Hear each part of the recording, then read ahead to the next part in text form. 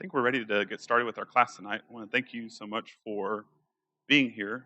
Tonight is our last class on the book of Acts, and next week, the 14th, Jim Shelburne will take over, and he has handouts in the back for his class on the Psalms. I want to take just a few moments, though, to thank a few folks who have been instrumental in this class, particularly Jim Blackburn and Brian Beck, who reviewed a rough draft of the workbook of last year and thoroughly reviewed it and gave me very helpful feedback, which I am very grateful for. And I know that the class has been enriched and made better by their feedback. I also want to thank Tori, who's not here tonight. Something about she couldn't stand to sit through another one of my classes. I don't know. She's out of town, and hopefully she and the boys will be back tomorrow. But she also looked over a more finalized version of the workbook and gave me some good feedback on continuity and clarity, and I appreciate that very much. And just as a final note, I want to thank everyone. I know that everyone participates in classes differently, and I know there are some folks who are more willing to speak up during class, some who are quieter students, and I know that there have been many folks who have taken the workbook and gone along with our study as they've been able to and given feedback on what we've studied, comments, questions, and I've really appreciated that, and I've enjoyed that exchange so much, both during the class and during other times. So thank you for all that you've done to make this class better, and I'm looking forward to it being over.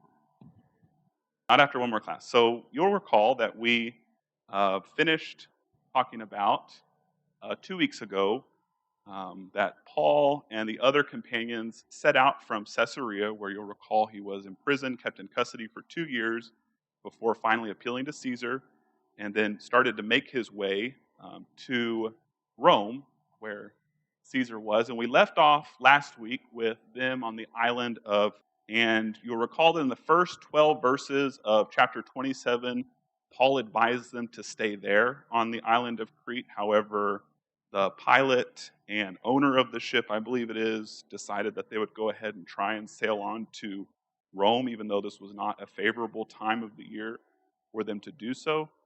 Just as a reminder, this is more like what the ship would have looked like that they took from Crete to Rome and what they would have been in the storm, what they would have been on during this storm that we'll talk about tonight. And you'll see that it's larger than the photos I showed you a couple of weeks ago about the coasting vessel that they would have used to stick closer to the coast as they made their way from Caesarea eventually to Crete. And so we begin now with them setting out from Crete, and in fact, Paul advised them further, and they kind of thought that they were going to potentially winter on Crete in Phoenix.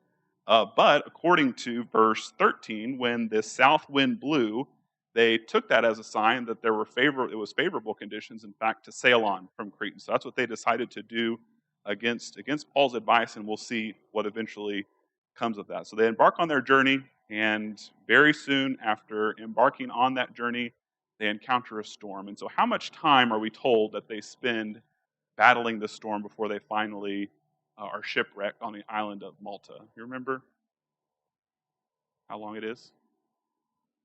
2 weeks, that's right. So they spend like 14 days lost at sea, and Luke describes in great detail. He was one of the individuals accompanying Paul to Rome from Caesarea. He describes in great detail the events and the various strategies that they undertook to try and save themselves, to persevere and not be lost in the storm. However, he notes verse 20, when neither sun nor stars appeared for many days, this is in chapter 27, and no small tempest lay on us, all hope of our being saved was at last abandoned. And so you can really see that they're at this low point of despair, and it is at this time that Paul speaks up and says, very frankly in verse 21, men, you should have listened to me and not had sailed from Crete and incurred this loss and injury. But what does he also say occurred to him the night before that should give them some hope? Who appeared to Paul? An angel, so a messenger from God. And how would you summarize that angel's message to Paul? No one will die.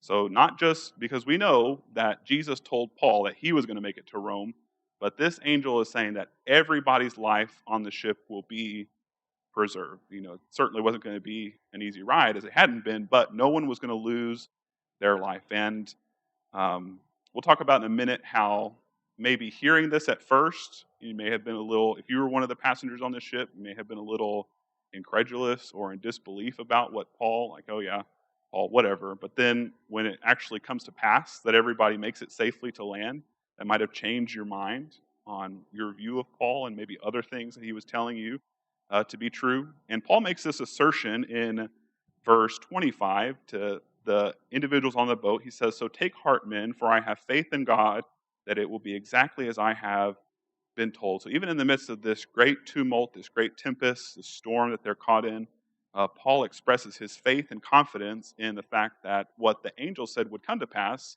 was actually going to occur, that no one was going to lose their life. And I ask a question in the workbook about when we today might echo a similar sentiment to what Paul said here. We might say, I have faith in God that it will be exactly as I have been told. What can you think about a situation where it might be appropriate to say that?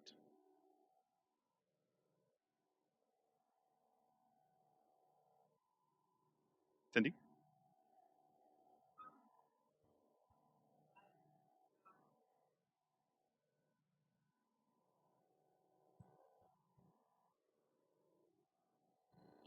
Good point.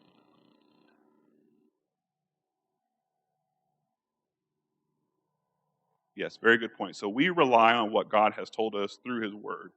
We're not going to have an angel appear to us and give us a message separate from God's revealed will like Paul did. This is a different time, a different era when that no longer occurs. However, we do have certain things that we're told in the scriptures that we can expect to happen, and we can say that we have faith in God that it will occur just as we have been told in the scriptures. And one example that I think of is Paul's discussion of the second coming of Jesus in 1 Thessalonians chapter 4.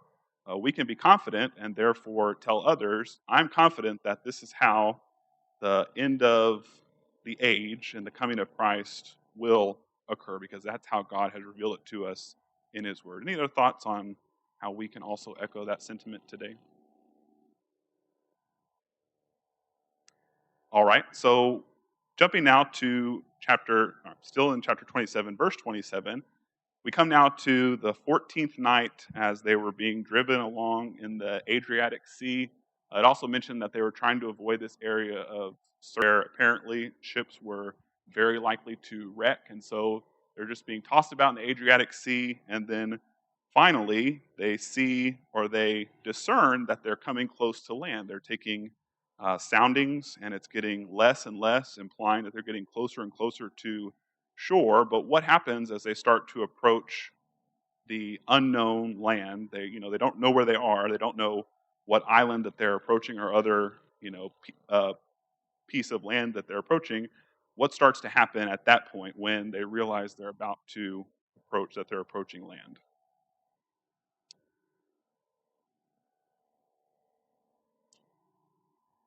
That's right.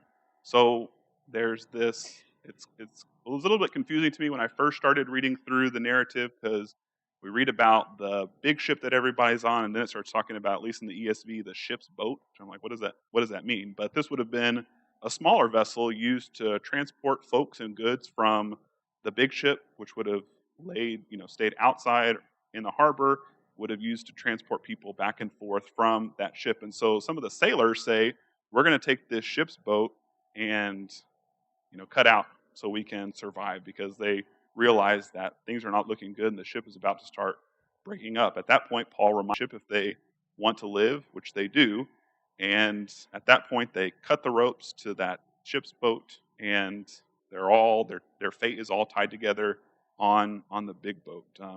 At this point, though, let's see, they're able to distinguish a beach. We discern in verse 29. They recognize that there is land. They don't know where they are, and we come to what is again the island of Malta, and there are two bays here, and of course we don't know exactly where this occurred, but traditionally this is called St. Paul's Bay and they think that it's possible that this is where the shipwreck occurred, and then, of course, everybody on the ship eventually made their way to land. It's not known for sure, but this is, an aerial photo of what it would look like, what it looks like today, and where they may have run aground. But as they're trying to approach the beach, the ship begins to break apart, we learn. And what do the soldiers plan to do whenever the ship starts to break apart? What do they want to prevent the what do they plan to do?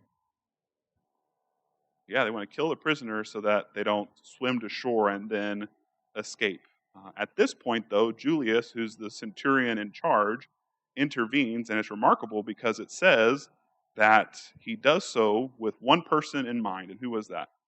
Paul. In verse 43, the centurion, wishing to save Paul, kept them from carrying out their plan. And so, what he does at that moment is finds out who can swim and tells them to jump off the boat and swim to land, and then anybody else would get on a piece of the broken up ship and make it to shore. And then, after all this description of this tumult and these 2 weeks during this storm, in verse 44 it says, "And so it was that they were all brought safely to land." And so, of course, the vision that Paul was given from the angel that everyone's life would be spared on the boat came true, despite the odds stacked against them. And so, let's step back and think about for a moment. You're one of these. Maybe you're a fellow prisoner on the ship, or maybe you're one of the sailors who had initially planned to kill the prisoners on the ship so that they wouldn't escape. And you swim to shore, you ride this piece of the boat to shore, and you make it there. And then you remember what Paul said just a couple of days prior about this vision that he got from an angel of the God that he serves. What might you have thought about Paul? How might your thinking have changed about his message, if at all?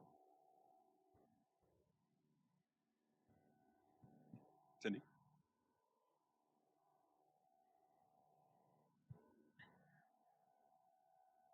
Very good point. So, at first we made Paul saying that he got this vision from an angel, from the God that he serves. May have thought, oh, this guy's crazy. I've heard people talk like this before about visions that they received or the God that they serve. But then you see it all come to pass, and I think the only conclusion you could come to is that this guy was right.